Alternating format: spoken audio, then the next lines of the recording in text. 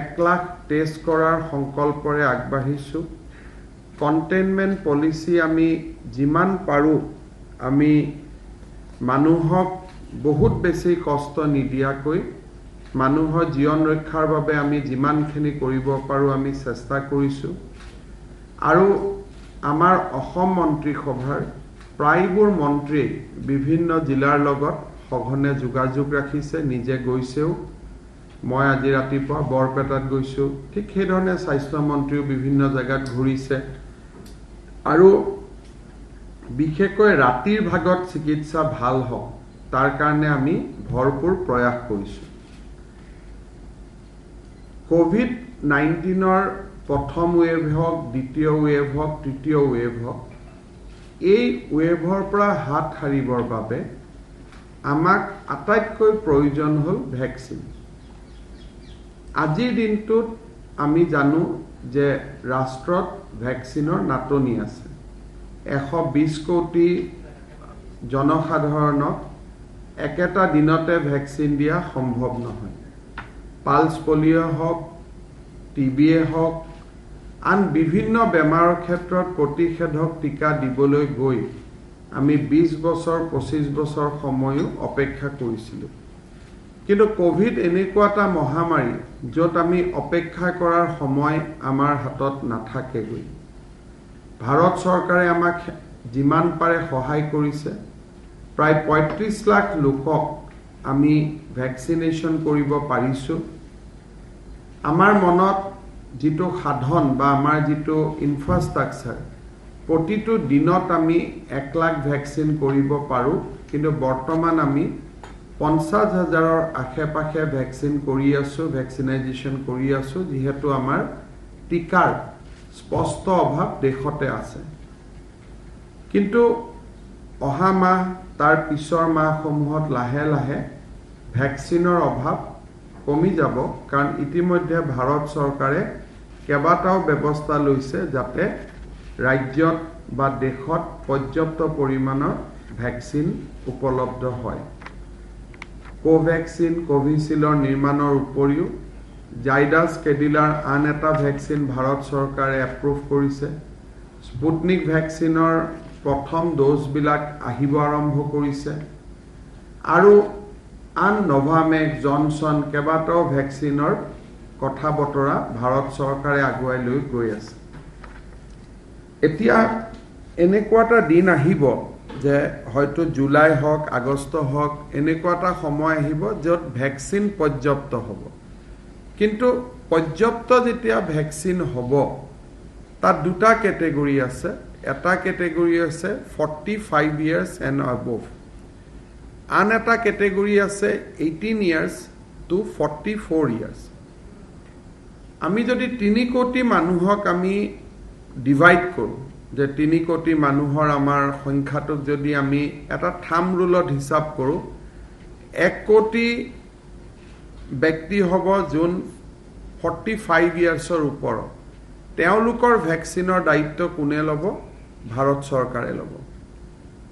18ৰ পৰা 44 yearsত আমাৰ হাতত আৰু 1 কোটি 20 লাখ এই ধৰণৰ জনসংখ্যা আমাৰ বাবে, আমি যাক ভেকচিন কৰাব লাগিব ৰাজ্য চৰকাৰে। আৰু 18 বছৰৰ তলৰ শিশুসকলৰ ভেকচিন এতিয়ালৈকে উপলব্ধ নাই। কিন্তু যেতিয়া ভেকচিন আহে তাৰ দায়িত্ব কেন্দ্ৰই ল'ব, ৰাজ্যই ল'ব, সেই বিষয়ে সেই সময়ত দেখা যাব। এতিয়া 1 কোটি 20 লাখ লোকক যদি আমি ভেকচিন কৰিব লাগে 2টা ড'জ, তেতিয়াহ'লে ৰাজ্য চৰকাৰে খৰচ কৰিব লাগিব 600 কোটিৰ পৰা 800 কোটি টকা। যোৱা বছৰ আমি যেতিয়া কোভিড-19ৰ মোকাবিলা কৰিছিলোঁ, সেই সময়ত আমি 116 কোটি টকা আৰোগ্য নিধিত আমি সংগ্ৰহ কৰিছিলোঁ। তাৰ ইণ্টাৰেষ্ট আদি লগাই 119 কোটি টকা হ'ল। এই 119 কোটি টকা বৰ্তমান আমি এপইচাও আগত আমি খৰচ কৰা নাছিলোঁ। এটা টকাও আমি কিনা বেচা ক'তো খৰচ কৰা নাছিলোঁ। গোটেই পইচাখিনি আমি একত্ৰিতভাৱে ৰাখি থৈছিলোঁ। এতিয়া সেই পইচাখিনি আমি ৰাইজক উভতাই দিব চেষ্টা কৰিছোঁ, ৰাইজৰ বাবে ভেকচিন কিনি। আৰু সেই 119 কোটি টকাৰ ভ্যাকচিন আমাৰ আৰোগ্য নিধিৰ পৰা আমি কিনি আছো জুলাই আগষ্ট মাহৰ পৰা ভ্যাকচিন বাঢ়িব টকা কমিব এটা দিন হ'ব গতিকে সেই পৰিপ্ৰেক্ষিতত আমি আৰোগ্য নিধিৰ সম্পূৰ্ণ টকা ভ্যাকচিনৰ কামত খৰচ কৰিবৰ বাবে আমি ইতিমধ্যে সিদ্ধান্ত লৈছো আজি মই মুখ্যমন্ত্ৰী সাহায্য পুঁজিৰ পৰা আৰোগ্য নিধিলৈ 50 কোটি টকাৰ এটা মই এখন চেক সাংবাদিক মেলতে কেশৱ মহন্ত ডাঙৰীয়াক দিম যেটো চিফ মিনিষ্টাৰ ৰিলিফ ফাণ্ডত যি টকা আছিলে সেই টকা ইয়াতকৈ আমি কি ভাল কামত খৰচ কৰিম যে ৰাইজৰ ভ্যাকচিনাইজেশ্যনত কইটো ডাঙৰ কাম আজি একো হ'ব নোৱাৰে সো সেই দৃষ্টিভংগীৰ ফালৰ পৰা আমি 50 কোটি টকা আজি মুখ্যমন্ত্ৰীৰ সাহায্য পুঁজিৰ পৰা আমি আৰোগ্য নিধিলৈ আগবঢ়াম যাতে NHM ভ্যাকচিন বিলাক কিনি থাকিব পাৰে ইয়াৰ মাজতে কেইটামান সুখবৰ আহিছে ৰিলায়েন্স ইণ্ডাষ্ট্ৰীয়ে আমাক 15 কোটি টকা দিছে যোৱা 2 এদিনত অসমৰ যিমান LP স্কুলৰ টিচাৰ আছে ৰাজ্যিক প্ৰাথমিক শিক্ষক সন্মিলনীয়ে আমাক জনাইছে যে তেওঁলোকৰ এদিনৰ দৰমহা আমাক ভ্যাকচিনাইজেশ্যন বা আন ধৰণৰ কথা কোভিডৰ কাৰণে আমাক আগবঢ়াইছে ইয়াৰ মাজতে অসম কলেজ শিক্ষক সন্থায়ো এদিনৰ দৰমহা ভ্যাকচিনাইজেশ্যনৰ কাৰণে আগবঢ়াইছে গুৱাহাটী বিশ্ববিদ্যালয়ে 15 লাখ টকা অসম কৃষি বিশ্ববিদ্যালয়ৰ শিক্ষক কৰ্মচাৰীয়ে এদিনৰ দৰমহা হিচাপে 50 লাখ টকা আজি ৰাতিপুৱা আমাক দিছে যাতে আমি মুখ্যমন্ত্ৰীৰ সাহায্য পুঁজিত দিছে ভ্যাকচিনাইজেশ্যনৰ কাৰণে এই গোটেইবিলাক টকা আমি আৰোগ্য নিধিলৈ সময় দি থাকিম মুখ্যমন্ত্ৰীৰ সাহায্য পুঁজিতে আগবঢ়াওক বা আৰোগ্য নিধিতে দিয়ক আমি এই গোটেই পুঁজিখিনি কোভিডৰ নামত আমাক যিমান দান বৰঙনি মুখ্যমন্ত্ৰীৰ সাহায্য পুঁজিত আহিব সেই গোটেই সাহায্যখিনি বা টকাখিনি আমি আৰোগ্য নিধিলৈকে আগুৱাই দিম যাতে আমি ভ্যাকচিন কিনিব পাৰো কোনোবাই প্ৰশ্ন কৰিব পাৰে যে চৰকাৰৰ টকা নাই নেকি চৰকাৰৰ টকা ক'ৰ পৰা আহিব আকৌ আমি ট্যাক্সে লগাব লাগিব পেট্ৰলত 1 টকা দাম বঢ়াব লাগিব কৰবা 2 টকা বঢ়াব লাগিব বা কোনোবা উন্নয়নমূলক পুঁজিৰ পৰা টকা কাটি আনি ভ্যাকচিনত দিব লাগিব চৰকাৰ মানে তো ৰাইজ দুটা তো বস্তু নহয় চৰকাৰে টকা নচপায় আলটিমেটলি আপোনালোকৰ পৰা লৈয়ে মই এখন হাতৰ পৰা এখন হাত দিব লাগিব হেকাৰণে আজি মই অসমৰ ৰাইজক আহ্বান জনাব খুজিম যে আমি সকলোৱে আন এজনৰ ভ্যাকচিনৰ টকাটো দিব পাৰো নেকি মোৰ আজি জন্মদিন can I vaccinize two people যে মই মোৰ জমা ঘৰত পইচা আছে মই 800 টকা যদি দিও এজন লোক ভ্যাকচিনেট হ'ব সো আমি আমাৰ জন্মদিনত আন এজন লোকক ভ্যাকচিনাইজেশ্যন কৰিব পাৰো নেকি কাৰণ আজি এটা ভ্যাকচিন মানে এজন লোকক নিশ্চিত মৃত্যুৰ পৰা উদ্ধাৰ কৰা গতিকে মই 10 লাখ টকা মুখ্যমন্ত্ৰী সাহায্য পুঁজিত দিব খুজো তাৰ মানে বেসিক্যালি মই 8000 লোকক মই ভ্যাকচিনাইজেশ্যন কৰাত সুবিধা কৰি দিলো যে মই 100 জনক ভ্যাকচিন দিব খুজো তাৰ মানে মই 80000 টকা মুখ্যমন্ত্ৰী সাহায্য পুঁজিত মই দিলো অৰ্থাৎ 800 into 10 800 into 100 800 into 20 গতিকে কোভিশিল্ড ভ্যাকচিন ললে আমাক দুটা ডোজত 600 টকা পৰে আৰু কোভ্যাকচিন ললে আমাক দুটা ডোজত 800 টকা পৰে মই অসমৰ ৰাইজক এই ভ্যাকচিনাইজেশ্যন কাৰ্যসূচীটো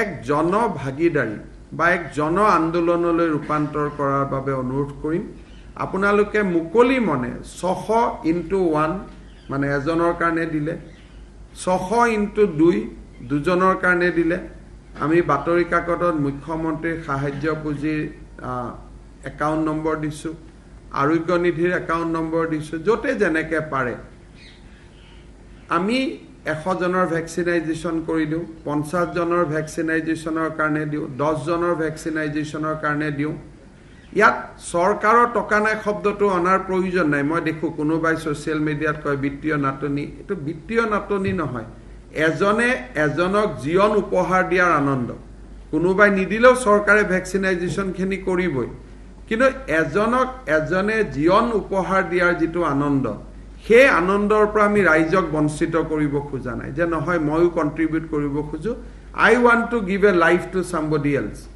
so সেই আনন্দৰ পৰা আমি বঞ্চিত হ'ব খোজা নাই মই নিজেও কালি পৰখি যিমান মোৰ সক্ষম আছে মই ইমানজনৰ ভেকচিনাইজেশ্যনৰ কাৰণে দিম আমাৰ মন্ত্ৰী সকলেও দিব এমএলএ সকলে দিব কোনোবাই দেউতাকৰ জন্মদিনত দিব কোনোবাই মাকৰ জন্মদিনত দিব কাৰণ এই ভেকচিনেশ্যনটো এবছৰ সময় চলি থাকিব আমি যদি ডেইলি 1 লাখকো ভেকচিন কৰো জুলাই মাহৰ পৰা যদি ভেকচিন পাওঁ আগষ্ট মাহৰ পৰা পাওঁ আমি এইটো 30 লাখ মাহ দিনত দিলে আমাক 3 মাহ লাগিব 1 কোটি 20 লাখ লোকক দিবৰ কাৰণে আৰু যদি 3 কোটি মানুহক দিব যাওঁ আমাক 10 মাহ লাগিব আৰু ভেকচিনো পাব লাগিব সেইকাৰণে গুটে অনাগত 3-4 মাহ ৰাইজে জুনে জেনেকে যত পাৰে এই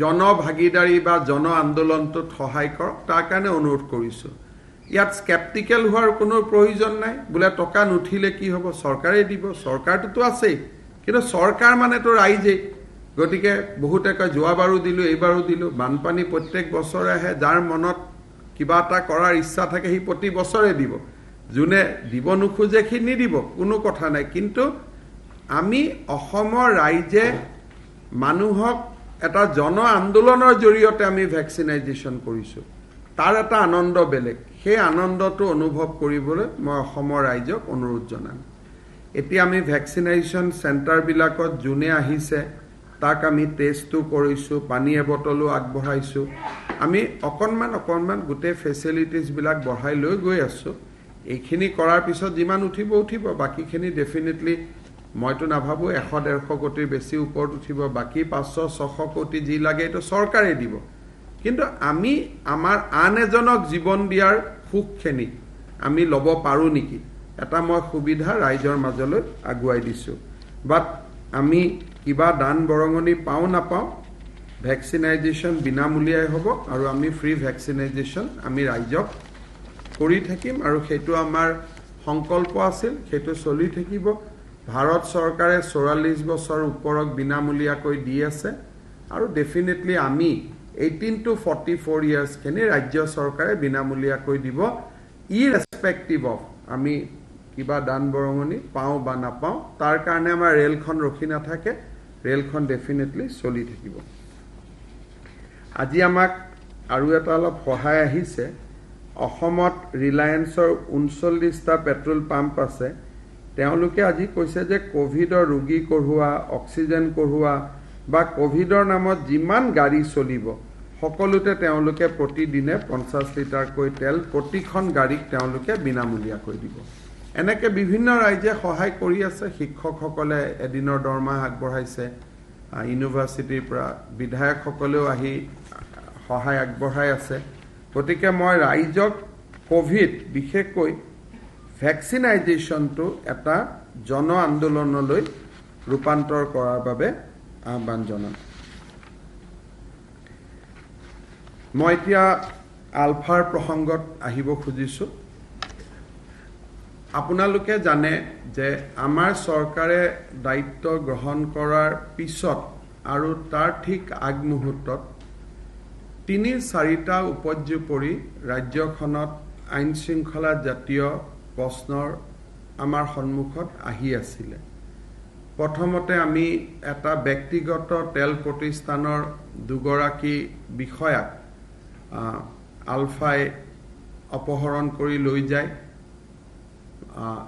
সংবাদ মাধ্যমে হওক বুদ্ধিজীৱী হওক চৰকাৰে হওক সকলোৰে আবেদন নিবেদনৰ ওপৰত ভিত্তি কৰি এটা সময়ত সংযুক্ত মুক্তিবাহিনী অসমে এই দুইগৰাকী ব্যক্তিক বা আমাৰ যি কৰ্মচাৰী আছিল সেই ব্যক্তিগত প্ৰতিষ্ঠানৰ কৰ্মচাৰী তেওঁলোকক মুকলি কৰি দিয়ে এই ঘটনাটো চলি থকাৰ ঠিক সমান্তৰাল বা কেইদিনমান পিছত ONGCৰ আৰু 3জন কৰ্মচাৰীক 21 এপ্ৰিলৰ পুৱতি নিশা আলফাই অপহৰণ কৰি লৈ যায়। প্ৰথম অৱস্থাৰ পৰা আমি জানো যে এইটো আলফাৰ দ্বাৰা সংগঠিত হৈছিলে, কিন্তু আমি আলফাৰ নামটো এইকাৰণে কোৱা নাছিলোঁ কাৰণ আলফাই নিয়া নাই বুলি কৈছিলে। গতিকে আমি যিহেতু কোনে নিছে কোনে নিয়া নাই সেইটো ইস্যু নহয়, ইস্যুটো হ'ল সুৰক্ষা বা সুৰক্ষিতভাৱে উভতি অহা। আমি দেখা পালোঁ যে সেই সময়ছোৱাত আৰক্ষী সামৰিক বাহিনী সকলোৰে এটা অপাৰেশ্যন চলিছিল, দুজনক উদ্ধাৰ কৰা হ'ল আৰু ৰিতুল শইকীয়া আলফাই তেওঁক লৈ যায় আৰু ভাৰত সীমান্ত পাৰ কৰি বৰ্তমান ৰিতুল শইকীয়াক মায়ানমাৰলৈকে লৈ যোৱা হৈছে। মায়ানমাৰত ৰিতুল শইকীয়া সুস্থ হৈ আছে আৰু আমাৰ যিমান খা খবৰ মতে তেওঁ খোৱা বোৱা স্বাস্থ্য গোটেইখিনি যত্ন লোৱা হৈছে। মই যোৱা পৰহি ৰিতুল শইকীয়াৰ ঘৰত গৈছিলোঁ। ৰিতুল শইকীয়া তেওঁৰ দেউতাক মাক আৰু এটা পত্নী নতুনকৈ বিয়া কৰোৱাৰ পিছত আৰু এটা সৰু সন্তান, আৰু সেই সৰু সন্তানটোক আপোনালোকে সকলোৱে টিভিত লক্ষ্য কৰিছে, বহুত সাংবাদিকে নিশ্চয় তেওঁৰ ঘৰতো গৈছে। পৰিয়ালটোত এটা যথেষ্ট কৰুণ পৰিৱেশ এটা আমি সকলোৱে দেখা পাইছোঁ। মোৰ ইমানখিনি পৰিয়ালটোৰ বিষয়ে মই আগত নাজানিছিলোঁ, কিন্তু পৰহি দিনাখন যেতিয়া মই পৰিয়ালটোৰ ঘৰলৈকে যাওঁ তেতিয়া মই দেউতাকে মোক তেওঁৰ গোটেই জীৱনৰ বিষয়ে কৈ আছিল যে ল'ৰাজনে প্ৰথম 2006লৈকে ঘৰতে খেতি বাতি কৰি দেউতাক মাকক চোৱা চিতা কৰি আছিল। 6 চনত ল'ৰাজন পুনেলৈকে যায়। পুনেত এটা মাৰুতি কোম্পানীৰ ৱৰ্কশ্বপত মেকানিক হিচাপে ল'ৰাজনে কাম কৰে আৰু 2016 চনলৈকে 10 বছৰ পুনেত এটা সৰু মাৰুতি কোম্পানীৰ ৱৰ্কশ্বপত ল'ৰাজনে কাম কৰে। কাম কৰি থকা অৱস্থাতে নিজৰ ভায়েকক ৰিতুল শইকীয়া পঢ়ায়, ভায়েকজনকো মানুহ হিচাপে নিৰ্মাণ কৰে আৰু বন্ধটো যেতিয়া আহে সি ঘৰৰ খেতি বাতিৰ কাম কৰে, পৰিয়ালটোক চলায়। লাহে লাহে সি গাঁৱৰ বেলেগ ল'ৰাকো পুনেত লৈ গৈছিলে, নিজৰ ভায়েককো লৈ গৈছিলে। এই ধৰণে কৰি কৰি 16 চনত এটা এই সৰু টকা দি দেউতাকক পেচমেকাৰো লগালে, গোটেইখিনি কৰিলে আৰু শেষত গৈ 16 চনত ITI ল'ৰাজনে পাছ কৰাৰ পিছত এনেকে কৰোঁতে কৰোঁতে লাকুৱাত ONGCত নিম্ন বৰ্গৰ সহায়ক হিচাপে টেকনিকেল পাৰ্চন হিচাপে যোগদান কৰে। মই অত্যন্ত বিনম্ৰতাৰে সৈতে আলফাৰ সেনাধ্যক্ষ পৰেশ বৰুৱা ডাঙৰীয়াক অনুৰোধ কৰিম যে তেখেতেও যদি কেতিয়াবা এই ল'ৰাজনৰ ঘৰত আহে, সন্তানটিক সৰু শিশুটিক দেখা পালে মই একেবাৰে নিশ্চিত তেওঁৰ চকুৰেও চকু পানী নিগৰি পৰিব। ONGC হওক, অইলে হওক, আমাৰ ৰাইজৰ বিভিন্ন দাবী থাকিব আৰু অইল আৰু ONGCৰো এটা পক্ষ থাকিব যে তেওঁলোকে আমাৰ অৰ্থনীতিৰ কাৰণে কিমানখিনি কাম কৰি আছে। মানুহে কোৱাৰ দৰে যে 2000 টকাই তেওঁলোকে 2000 কোটিয়ে বছৰত দিয়ে, আচলতে ইমান চিম্পল নহয়। অইল আৰু ONGCয়ে যি আমাক তেল বা আমাক যি উৎপাদন কৰে তাৰ পৰা অসমৰ ৰাইজে 3টা পদক্ষেপত আমি সেই টকা পইচাবোৰ উভতাই পাওঁ। প্ৰথম তেওঁলোকে ৰয়েলটি দিয়ে, তেওঁলোকে যিমান তেল উৎপাদন কৰে তাৰ ওপৰত আমি GST লওঁ আৰু তাৰ ওপৰতো ভাৰত চৰকাৰে যিখিনি উপাৰ্জন কৰে 42% আকৌ আমাক state share of central taxes বুলি আমাক উভতাই দিয়ে। সাধাৰণ মানুহৰ ধাৰণাৰ বিপৰীতে আমি ক'ব গ'লে যে যদি আমি খুব হিচাপ কৰি চাওঁ তেতিয়াহ'লে আমি দেখা পাওঁ যে অইল ছেক্টৰৰ পৰা আমাৰ ৰাজ্যখনে বছৰত নট লেছ দেন আমি 14,000 কোটি টকাতকৈ আমি বেছি পাওঁ ফ্ৰম 3 sources. এটা ভেট, এটা চেন্ট্ৰেল শ্বেয়াৰ অফ টেক্সেছ, আনটো হ'ল ৰয়েলটি. এক প্ৰকাৰ ক'ব গ'লে অসমৰ অৰ্থনীতি বা অসমৰ বিকাশত যদি অইল ছেক্টৰটো স্থবিৰ হৈ যায় তেতিয়াহ'লে আমাৰ ৰাজ্যখনৰ গোটেই বিষয়বিলাকতে এটা জটি আহি পৰিব. আৰু আপোনালোকে যদি আমি ভাল কৰি চাব যাওঁ তেতিয়াহ'লে 17-18ত আমি টোটেল অইল ছেক্টৰৰ পৰা ৰয়েলটি পাইছোঁ 1,800 টকা, কিন্তু ভেট আৰু পাৰ্ট অফ চেন্ট্ৰেল টেক্সেছ যদি আমি যোগাৰ কৰোঁ 14,726 কোটি টকা আমি পাইছোঁ. আৰু অইল ছেক্টৰৰ পৰা 19-20 চনত আমি পাইছোঁ 16,007 কোটি টকা. আনকি 2016-17ত আমাক সেই সময়ত পেট্ৰলিয়ামৰ ৰয়েলটিৰ বাবদ 7,700 কোটি টকা প্ৰধানমন্ত্ৰী মোদী ডাঙৰীয়াই আমাক উভতাই দিছে. অইল ছেক্টৰত নুমলীগড় ৰিফাইনেৰীক 9 মিলিয়ন মেট্ৰিক টনলৈকে এক্সপাণ্ড কৰা এক বৃহৎ প্ৰকল্প চলি আছে. এই মুহূৰ্তত যদি অইল ছেক্টৰৰ ওপৰত উপৰ্যপৰি আক্ৰমণ চলে আমাৰ ৰাজ্যখনৰ অৰ্থনীতিৰ মেৰুদণ্ডডালো ভাঙি যাব. Because it is not about 1,800 crore. এইটো 1,800 কোটি টকাৰ কথা নহয়, এইটো 18,000 কোটি টকাৰ কথা. It is about expansion of Numaligarh refinery যিটো 9 MMT লৈকে গৈ আছে. গেছ উৎপাদন নহ'লে লাকুৱা তাপবিদ্যুৎ প্ৰকল্প আমি চলাব নোৱাৰোঁ. গেছ উৎপাদন নহ'লে অসমৰ টি গাৰ্ডেনৰ আমি ফেক্টৰীবিলাক চলাব নোৱাৰোঁ. গেছ উৎপাদন নহ'লে অসমত আমি গেছ ক্ৰেকাৰ চলাব নোৱাৰোঁ. চ' কেতিয়াবা আমি গোটেই বিষয়টো খুব সীমিত কৰি কথা কোৱাৰ কাৰণে অইল আৰু পেট্ৰলিয়াম ছেক্টৰৰ কণ্ট্ৰিবিউশ্যনটোৰ কথা আমি কেতিয়াবা পাহৰি যাওঁ. ৰিতুল শইকীয়া এগৰাকী সাধাৰণ কৰ্মচাৰী আছিল. তেওঁৰ অপহৰণে আমাক বা তেওঁক লৈ যিটো আমি ভাবোঁ যে অইল আৰু ONGCয়ে কিবা কাম কৰি দিব, আজিতকৈ কিবা নতুন কৰিব বা আমাৰ দাবী আছে সেইবিলাক চাব লাগে. মই ভাবোঁ যে এই গোটেই বিষয়টো ৰিতুল শইকীয়াৰ জৰিয়তে নহয়, এই কাম যদি হ'ব লাগে ৰাজ্য চৰকাৰৰ জৰিয়তে হ'ব. অৰ্থাৎ যদি অইল আৰু ONGCৰ পৰা আমি আৰু কিবা আমাৰ অপেক্ষা আছে সেই কাম ৰাজ্য চৰকাৰে কৰিব লাগিব. আজি ৰাজ্য চৰকাৰে গৈ প্ৰধানমন্ত্ৰীক ক'ব লাগিব ৰিতুল শইকীয়াই এই কামখিনি কৰিব নোৱাৰে বা তেওঁৰ অপহৰণেও এই সমস্যাটো সমাধান কৰিব নোৱাৰে. আজি যদি আমি ভাবোঁ যে অইল আৰু ONGCয়ে আৰু বেছি অসমৰ কাৰণে কাম কৰিব লাগে, সেই কামখিনি কাৰ জৰিয়তে হ'ব? ৰাজ্য চৰকাৰৰ জৰিয়তে হ'ব.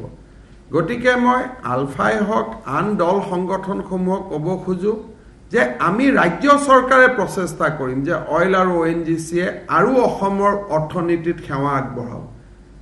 লেট দেম কণ্ট্ৰিবিউট মোৰ. আৰু সেই দায়িত্বটো মূৰৰ ওপৰত থাকিব, আমাৰ ৰাজ্যৰ চৰকাৰৰ মূৰৰ ওপৰত থাকিব. আৰু এই কামখিনি কৰাটো আমাৰ দায়িত্ব.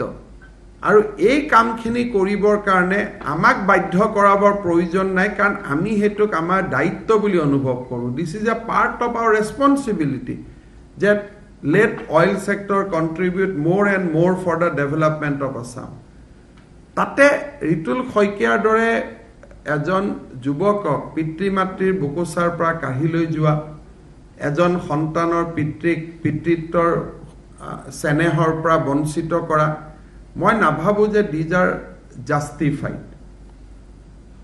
যোৱা কেইটামান দিনত আলফাৰ ফালৰ পৰা 3 মাহৰ অস্ত্ৰবিৰতিৰ কথা কোৱা হৈছে, যুদ্ধবিৰতিৰ কথা কোৱা হৈছে.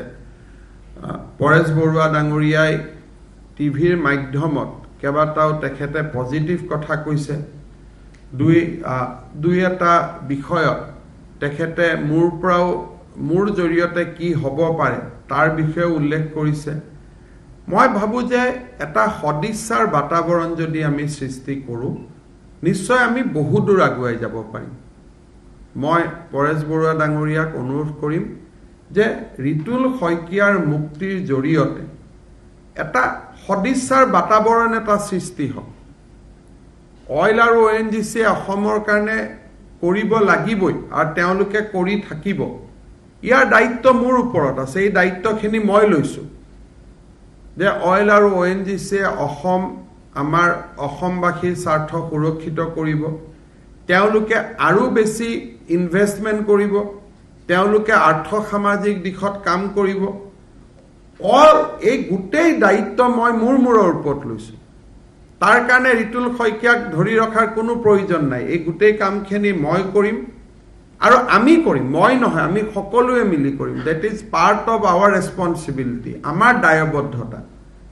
আৰু আমি সুযোগ নিদিম যে আমাক এইটো সোঁৱৰাই দিব লাগে বুলি, কাৰণ আমি নিজেই ইমান কাম কৰিম অনাগত 5 বছৰত যে আমাক সোঁৱৰাই দিয়াৰ প্ৰয়োজনেই নোহোৱা হ'ব। মই অসমবাসী ৰাইজৰ হৈ পৰেশ বৰুৱা ডাঙৰীয়াক অত্যন্ত বিনম্ৰতাৰে, ইয়াত কোনো যে মই চৰকাৰ, মোৰ লগত পুলিচ মিলিটাৰী আছে গতিকে মই দম্ভ মাৰি কৈছোঁ, একো নহয়। এজন অসমীয়া হিচাপে ৰিতুলৰ সন্তানৰ পিতৃ মাতৃৰ চকুত দেখা চকু পানীবিলাকক মনত ধৰি ৰাখিব নোৱাৰি মই এজন অসমীয়া যুৱক হিচাপে পৰেশ বৰুৱা ডাঙৰীয়াক অনুৰোধ কৰিম যে আপুনি ৰিতুলক এৰি দিয়ক। ইয়াৰ আগলৈকে আমি কোৱা নাছিলোঁ, কাৰণ তেখেতেও অফিচিয়েলি ক্লেইম কৰা নাছিল আৰু আমিও তেওঁক ডিৰেক্টলি ৰিকুৱেষ্ট কৰাৰ কথাটো ভাবা নাছিলোঁ, কাৰণ তেওঁ হয়তো ক'ব পাৰে যে মোৰ তাত আছে বুলি চৰকাৰে কি প্ৰমাণ দিব পাৰে, বা তেনেকুৱা ধৰণৰ এটা বিতৰ্কত যাব খোজা নাছিলোঁ কাৰণে আমি এই ৰিকুৱেষ্ট কৰা নাছিলোঁ। কিন্তু যোৱাকালি যেতিয়া তেখেতে নিজেই ক'লে যে এইটো ৰিতুল মোৰ লগত আছে, সুৰক্ষিত হৈ আছে, গতিকে ডেফিনেটলি মই অত্যন্ত আগ্ৰহেৰে সৈতে পৰেশ বৰুৱা ডাঙৰীয়াক অনুৰোধ কৰিম যে আপুনি ৰিতুল শইকীয়া ডাঙৰীয়াক মুকলি কৰি দিয়ক। য'ত যেনেকৈ আছে আমি তাৰ পৰা তেওঁক লৈ আহিব পাৰিম, আপুনিও ঘৰত পঠাই দিলে ভাল, নহ'লে আমি গৈ লৈ আহিম। বাট কোনো ধৰণৰ কমপ্লিকেশ্যনত নোযোৱাকৈ আমি তেওঁক মুকলি হোৱাটো বিচাৰোঁ।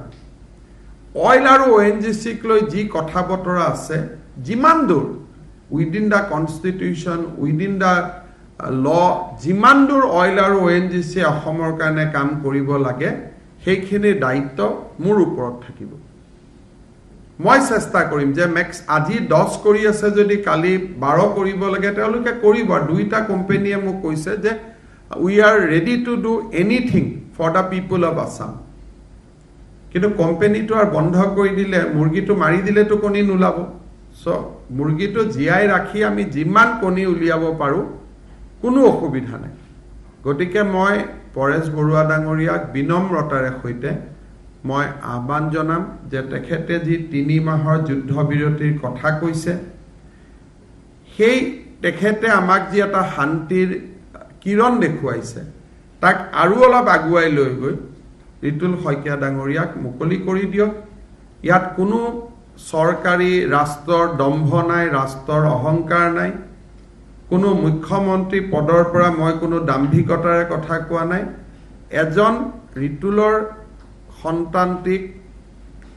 সন্তানটিৰ চকুত দেখি অহা পিতৃৰ অভাৱ, পিতৃ মাতৃৰ খালী যি আজি ক'ব গ'লে তেওঁলোকৰ যি গোটেই অন্তৰ আজি ৰিক্ত হৈ আছে, পত্নীগৰাকীয়ে কেতিয়া স্বামীক ভালে আছে নাই, যি ধৰণে মোক মাজুলীত বিচাৰি গৈছে, তাতে ঘৰত কান্দি আছে, গোটেইবোৰ চোৱাৰ পিছত মই পৰেশ বৰুৱা ডাঙৰীয়াক অত্যন্ত বিনম্ৰতাৰে সৈতে অনুৰোধ কৰিম যে আপুনি যেন ৰিতুলক এৰি দিয়ে। মই ভাবোঁ যে সংবাদ মাধ্যমৰ জৰিয়তে মোৰ অনুৰোধৰ প্ৰতি তেখেতে ৰেছপন্স কৰিব। অইল আৰু ONGCক যি ধৰণে অসমৰ উন্নয়নৰ কামত লগাব লাগে, আজি যি কৰি আছে তাতকৈ আৰু কেনেকৈ বেছিকৈ তেওঁলোকে কাম কৰে তাৰ দায়িত্ব মোৰ ওপৰত থাকিব। অইল আৰু ONGCৰ লগত কথা বতৰা পাতি কোনো লাভ নাই, কাৰণ সিদ্ধান্ত কেন্দ্ৰ চৰকাৰ ৰাজ্য চৰকাৰৰ মাজতে হ'ব লাগিব আৰু মই সেই দায়িত্বখিনি গ্ৰহণ কৰিছোঁ। মোৰ এইখিনিয়ে ক'বলগীয়া আছিল। আপোনালোকে যদি কিবা ক'ব খোজে ক'ব পাৰে।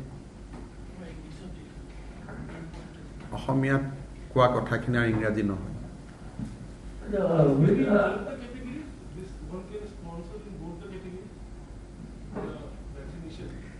Look, this is, you can either you give us 600 rupees or 800 rupees and we'll acknowledge that you have given vaccination to another people. So even if you give 600 into 10, that means 600 rupees. That means you are sponsoring for 10 people. 600 into 100, that means you are sponsoring for 6,000 people. So like that, this is just a Jana Bhagidari. You contribute either to the CM Relief Fund or Arogya Nidhi. I think you will feel good. Baki, there is no question of shortage of money. We have our own budget. Jodi Kaliami, we have procured share of Numaligarh refinery at a cost of 2,100 crores. So if we can do that kind of investment, surely we can procure vaccine also. But moi bhabu ই এটা জন আন্দোলন হ'ব লাগে. Will Assam procure vaccine through global tenders? Look, nobody will. I don't think these global tenders all are. I don't know whether it has any value beyond publicity. Because when government of India is not getting vaccine, where from other company will give you in global tender?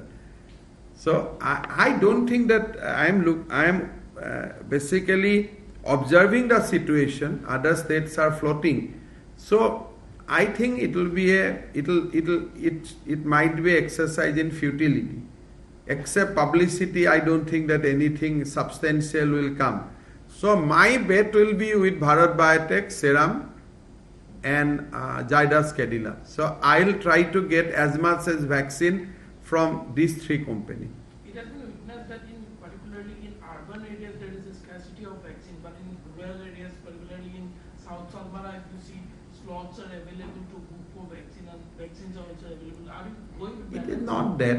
As of now, you see, the question is that we are getting 5 lakhs vaccine or 7 lakhs vaccine per month on 45 plus category. 18 to 44, we are getting another 5 to 6 lakhs vaccine per month. So we have a capacity of 11 lakhs. So if today South Salmara is showing some position, once we have less vaccine somewhere, we'll bring that vaccine from South Salmara back to Kamrup. But I don't think that as a whole anywhere slot is vacant to that extent. If you put 3-5 name in computer in South Salmara, they will show that slot is filled. Probably 1-2 slots are vacant. That is the whole question. You have said that 35 lakh people have been vaccinated. That's all dose or what are those? Both the dose together. Can you give a breakup?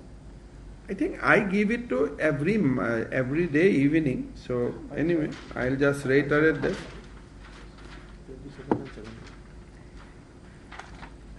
As of now, we have vaccinated total 35,88,056 people. With first dose, 28,31,443. With second dose, 7,56,613. There is also a question about vaccine wastage people are talking about. So basically, you have to see the practical situation. In the month of March and April, there was no taker of vaccine. So amar usor ejon manu ahe, vaccine loy baki 9 jon nahe. So once you open the bottle, for next day you cannot preserve it. So eta luar pisot baki 9ta pelai dibo lage. So we are carry forward that legacy, that part of the wastage which we have done in the month of March. But now there is hardly any wastage. But data will keep on showing that there is a wastage, because of the legacy problem. Otherwise, now there is no wastage. We had around 9% wastage. Now we had brought it down to 6%. As volume will increase, our wastage percentage will keep on coming down. Mukhyamantri Mohoday, দুটা প্ৰশ্ন আছে আপোনালৈ প্ৰথমটো প্ৰশ্ন হৈছে যে মাদ্ৰাসাসমূহ general স্কুললৈ convert কৰা হৈছে নেকি এনে ধৰণৰ কিছু বাতৰি দেখা অলৰেডি চৰকাৰী যিমান মাদ্ৰাসা আছিলে যোৱাবাৰে বিধানসভাত বিল পাছ হৈ গ'ল 2 এদিনতে তাত জেনেৰেল ল'ৰা ছোৱালী এডমিশ্যন ল'ব আৰু এটা প্ৰশ্ন আছে মুখ্যমন্ত্ৰী মহোদয় দ্বিতীয়টো প্ৰশ্ন হৈছে যে মাইক্ৰ' ফাইনেন্সৰ ঋণ মাফ হ'ব নে সুদ মাফ হ'ব সব আমি নিৰ্বাচনৰ সময়ত স্পষ্টভাৱে কৈছোঁ যে মাইক্ৰ' ফাইনেন্সৰ ঋণ আৰু সুদ আমি দুয়োটাই মাফ কৰি দিম খালি তাৰ কোৱান্টাম যে 1 লাখ টকালৈকে কৰিম নে 2 লাখ টকালৈকে কৰিম that committee will decide the quantum কিন্তু কোনোবা এখন বাতৰি কাকতত ওলাইছে যে অকল সুদ মাফ কৰিব মই এটাই কথা কম যে আমি অসমৰ মাতৃসকলক যি বিশ্বাস আৰু আস্থা দিছোঁ তাৰ পৰা আমি পিছ হুকি নাহোঁ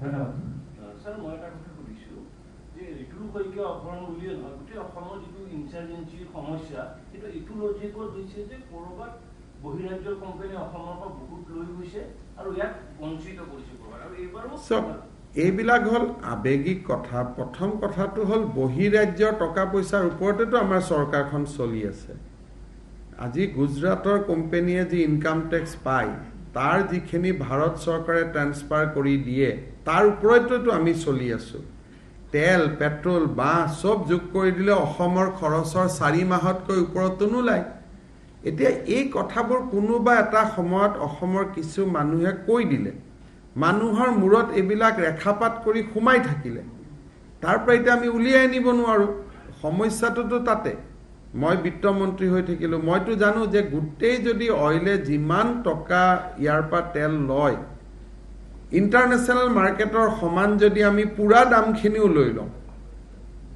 তথাপিতোতো আমি ভাৰত চৰকাৰৰ ওপৰতে নিৰ্ভৰ কৰি চলিব লাগিব চাহততো আমাৰ লছ হয় এতিয়া প্ৰশ্নটো হ'ল যে আজিৰ দিনত চাহ উদ্যোগে অসম চৰকাৰক এটকাও টেক্স নিদিয়ে এমপ্লয়মেণ্ট দি আছে কিন্তু আমাৰ চৰকাৰৰ ৰাজহত টি ইণ্ডাষ্ট্ৰীৰ কণ্ট্ৰিবিউশ্যন ইজ চিম্পলি নিগেটিভ মানে পজিটিভ নহয় দেয়াৰ কণ্ট্ৰিবিউশ্যন ইজ নিগেটিভ সেইকাৰণে মই টেক্সে মাফ কৰি দিলোঁ যে 3-4 বছৰ টেক্সেই দিব নালাগে এইবিলাক হ'ল কি যে কোনোবা এটা সময়ত কিছুমান মানুহে আমাৰ মানুহৰ মূৰত সোমোৱাই দিলে তো এতিয়া সেইটোৰ পৰা আপুনি ওলাব নোৱাৰে কিন্তু উৎপাদন হয় মহাৰাষ্ট্ৰত উৎপাদন হয় গুজৰাটত তাৰ কোম্পানীবিলাকে ইনকাম টেক্স দিয়ে তাৰ 42% ষ্টেটলৈকে ট্ৰান্সফাৰ হয় তাৰে আকৌ 1.2% অসমে পায় আমিতো তেনেকৈহে চলি আছোঁ যদি অসমক নিজে চলিব দিয়ে আমিতো বছৰত 4 মাহৰ ওপৰত এটা দিনো চলিব নোৱাৰোঁ সেইকাৰণে এতিয়া এই কথাবিলাক কোনোতো ৰিচাৰ্চ পেপাৰ একো নাই কোনো আজিকালি তাৰ ওপৰত PhDও কৰা নাই আৱেগিকভাৱে কথাটো চলি আছে কাউণ্টাৰ ৰিচাৰ্চ পেপাৰ বহুত ওলাই আছে কিন্তু এটা মানুহে সেইকাৰণে মই ভাবোঁ যে we do not acknowledge what government of India is doing for us সমস্যাটো হৈছে তাতে যে আমি কিবা এটা কাৰণত আমাৰ মূৰত সোমাই গ'ল যে আমাক শোষণে কৰে এটা কোনটো জায়গাত শোষণ কৰে জায়গাটো কিন্তু কোনেও দেখাব নোৱাৰে যে এইটো সেক্টৰত শোষণ কৰি আছে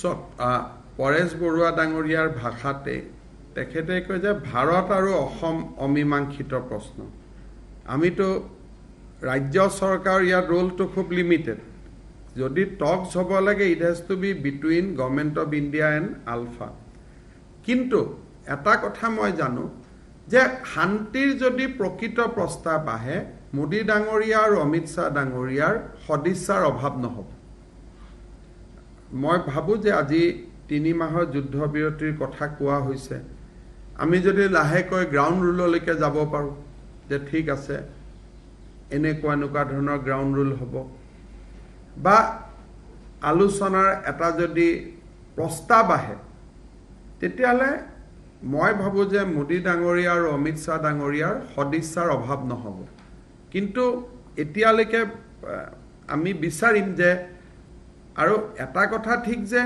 ময়ো এইটো মানুহ যে বহু বছৰ হৈ গ'ল অকল পুলিচ মিলিটাৰীলি যে এইটো কেতিয়াবা সমাধান হ'ব সেইটোতো সত্য নহয় আমাৰ সদায় অসমীয়া ডেকা ল'ৰা পুলিচ মৰিলেও আমি মৰো আলফা মৰিলেওতো অসমীয়াই মৰে পুলিচ মৰিলেও অসমীয়া মৰে অপহৰণ হ'লেও অসমীয়াই হয় সেইকাৰণে আমি বিচাৰো যে কবাত নহয় কবাত পলিটিক্যাল ৰাজনৈতিক মীমাংসা এটাৰ প্ৰয়োজনীয়তা আছে আৰু সেই ক্ষেত্ৰত আলফা যদি আগবাঢ়ি আহে মই ভাবো যে ভাৰত চৰকাৰৰ সদিচ্ছাৰ অভাৱ নহব ভাৰত চৰকাৰেও সমানে ৰেচিপ্ৰকেট কৰিবৰ বাবে চেষ্টা কৰিব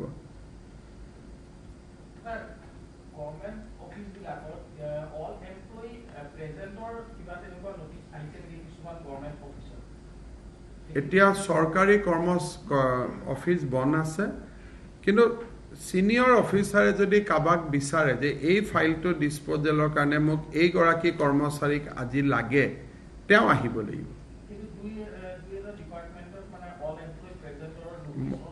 মই শুনা নাই কাৰণ আমাৰ ডিজাস্টাৰ মেনেজমেন্টৰ নটিছৰ ওপৰত বেলেগ নটিছৰ একো কথা নাথাকে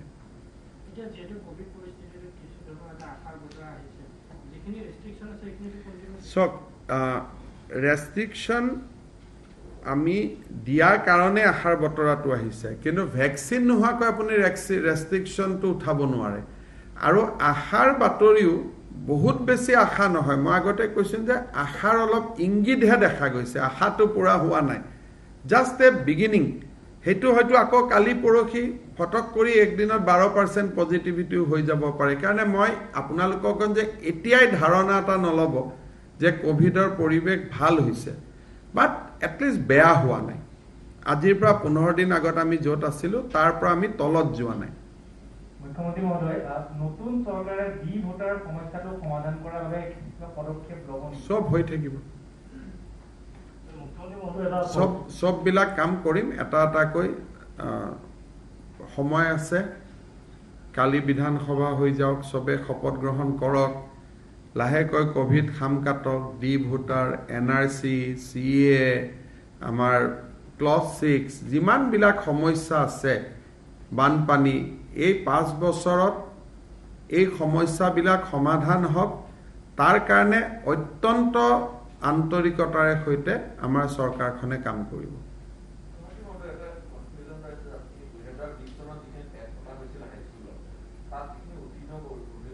শিক্ষামন্ত্ৰীক সুধি ল'ব এইখিনি শিক্ষামন্ত্ৰীয়ে ডিটেইলছ চাব তেওঁ সুধিব সেইকাৰণে মই কোভিডৰো ডেফটত সোমাব খোজা নাই আমাৰ মন্ত্ৰীসকলে অলপ নিজৰ নিজৰ বিভাগৰ দায়িত্ব লওক মই সবফালে বেটিং কৰি থাকিলে লাষ্টত মোৰ কামটো নহব তেওঁলোকৰ কামখিনি হ'ব গতিকে মই প্ৰথম কেবিনেটতে কৈছো যে মোৰ কামখিনি মই কৰিম আপোনালোকৰ কামখিনি আপোনালোকে কৰিব লাগিব কাৰো ওপৰত কোনেও হস্তক্ষেপ নকৰে নিজৰ ডিপাৰ্টমেন্টৰ সিদ্ধান্ত নিজে ল'ব মুখ্যমন্ত্ৰী মহোদয় এটা সৰু প্ৰশ্ন আপুনি ইতিমধ্যে যোৱাকালি ক'লে যে 1 লাখ নিযুক্তি ব্যৱস্থা বা অসমৰ ক্ষেত্ৰত কৰিছে বিগত চৰকাৰে দেখা গৈছে যে এনআৰসি যিসকল লোকে জুনিয়ৰ চিষ্টেম কাম কৰিছিলে যোৱা বছৰ কোভিড সময়তে মই সব মই আমাৰ নিৰ্বাচনৰ প্ৰতিশ্ৰুতি হ'ল যে গণি 1 লাখ লৰাক সৰু সজাই থিয় কৰা এপইন্টমেন্ট লেটাৰ দিম আৰু আমি দিয়া এপইন্টমেন্ট লেটাৰ দৰমহাও পাব আৰু চৰকাৰী সুবিধাও পাব গতিকে মোৰ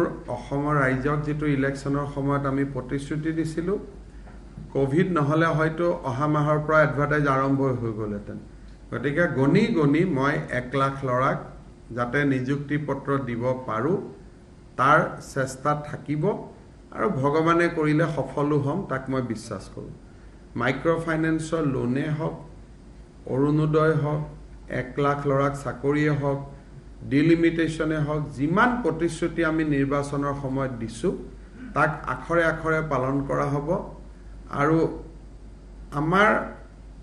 আমাৰ কাৰণে এই ৰাজ্যখন সুৰক্ষিত কৰা হ'ব প্ৰতিটো চৰকাৰী নিৰ্দেশ আপোনালোকে যদি ভাল কৰি চাই প্ৰতিটো ট্ৰান্সফাৰ অৰ্ডাৰ প্ৰতিটো নিৰ্দেশ অলপ যদি আপোনালোকে ভিতৰৰ পৰা চাই তেতিয়ালে কৰবাত নহয় কৰবাত আমাৰ নিৰ্বাচনত কোৱা কথা বতৰাৰ প্ৰতিধ্বনি আপোনালোকে দেখা পাব স্যাৰ মই এটা কথা জানিব বিচাৰিছো যেহেতু কৰোনা লাহে লাহে সংক্ৰমণ কমি আহিছে কিন্তু এটা যেটো নতুন ৰোগ আহিছে ব্ল্যাক কালচাৰ অহাকালি স্বাস্থ্য মন্ত্ৰী ডাঙৰীয়াই কোভিড আৰু ব্লেক ফাংগাছৰ ওপৰত আপোনালোকক ডিটেইলছ আপোনালোকক তেখেতে জনাব। ব্লেক ফাংগাছ সাধাৰণতে ডায়েবেটিছ থকা ৰোগীৰ হোৱাৰ বহুত সম্ভাৱনা থাকে। সেই বিষয়ে অহাকালি আমাৰ মেডিকেল কলেজৰ প্ৰিন্সিপাল NHMৰ MD সকলোকে লৈ, কাৰণ ৰাইজৰ মনত এইটো লৈ বহুত প্ৰশ্ন আছে। অহাকালি আমাৰ স্বাস্থ্য মন্ত্ৰী কেশৱ মহন্ত ডাঙৰীয়া আৰু আমাৰ স্বাস্থ্য বিশেষজ্ঞসকলে, মই কিবা কৈ দিম ভুল শব্দ এটা ওলাব, তেখেতসকলক লগত লৈ কেশৱ মহন্ত ডাঙৰীয়াই অহাকালি আপোনালোকক গোটেই বিষয়টো জনাই দিব।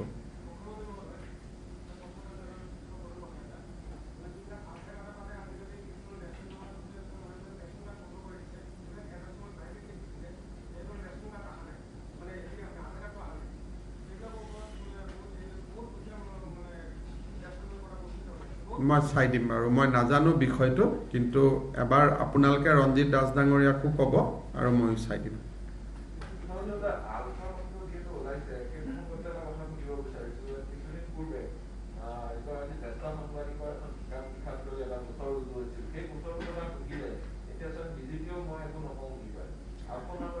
চব কিতাপখন মই দেখা নাই, কিন্তু দুই ধৰণৰ কেৰেক্টাৰ আছে।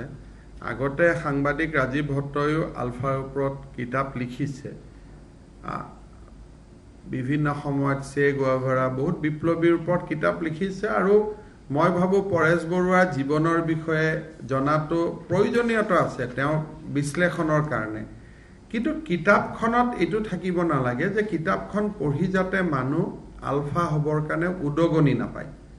পৰেশ বৰুৱা ফুটবল খেলিছিল, তেওঁ কেনেকৈ গ'ল, কি কৰিলে, আপত্তি নাই। সেইকাৰণে কণ্টেণ্টটো অসম আৰক্ষীয়ে চাই পেলাই তেওঁলোকে সিদ্ধান্ত ল'ব। আৰু যদি কণ্টেণ্টত এনেকুৱা কথা নাই যে কিতাপখন পঢ়িলে মানুহে কিবা এটা ৰাষ্ট্ৰদ্ৰোহ কৰিবলৈ প্ৰেৰণা নাপায়, তেতিয়াহ'লেতো it is a literary work. সেইকাৰণে মই ভাবোঁ যে বিষয়টোৰ ওপৰত সিদ্ধান্ত ল'ব। আৰু এইবিলাক বহুত ডাঙৰ ইছ্যু নহয়, আলোচনা, শান্তি, এইবিলাকহে ডাঙৰ ডাঙৰ ইছ্যু। আৰু মই ভাবোঁ যে সময় লগে লগে এইবিলাক নিজে নিজে সমাধান হৈ গৈ থাকিব।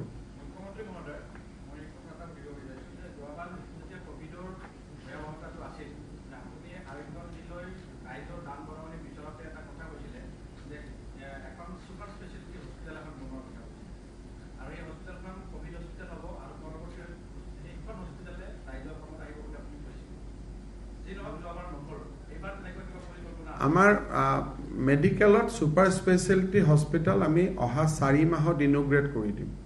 আমাৰ গুৱাহাটী মেডিকেল কলেজত যিখন আমি ছুপাৰ স্পেচিয়েলিটি হস্পিটেল বনাইছোঁ, another 4 months we are going to inaugurate it। প্ৰায় 150 কোটি টকাৰে আমি বনাই আছোঁ।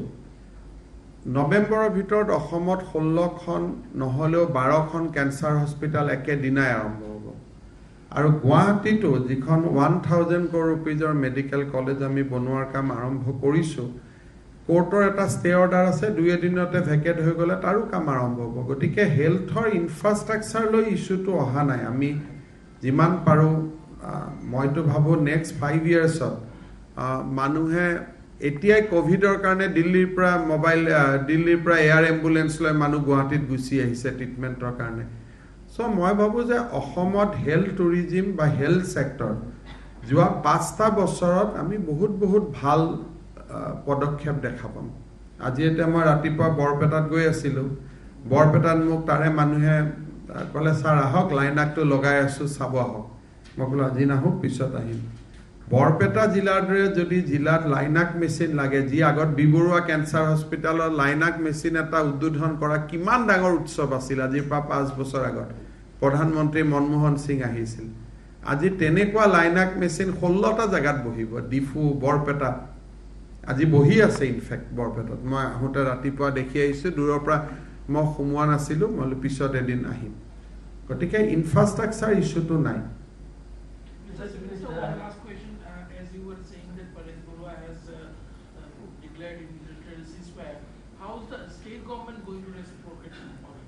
We have seen a statement whereby Alpha's Commander-in-Chief Paresh Barua has declared a unilateral ceasefire for a period of 3 months, basically in view of the pandemic. And also he has said that this is a goodwill gesture for the new government. So obviously any positive state government welcome it, but in our view that this has to be actually carry forward with some more solid step. You cannot have a ceasefire without ground rule. And if we have announced ceasefire, then ultimate intention has to be that yes, now we are going to enter into discussion. So I am waiting for a more elaborate statement from Sri Paresh Barua. As a supplementary to the question, how are you going to respond back to this ceasefire, number one? Number two is that Alpha peace talk is already in an advanced stage. So is there a possibility if olive branch comes from Mr. Barua, there can be a parallel talks with him? First of all, as a state, we cannot respond to the present ceasefire declaration because this is just the intent.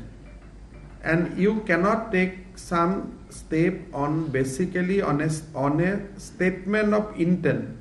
So I am waiting for a further statement from Sri Paresh Barua whether this ceasefire is to facilitate a discussion between Government of India and Alpha. So if that statement comes,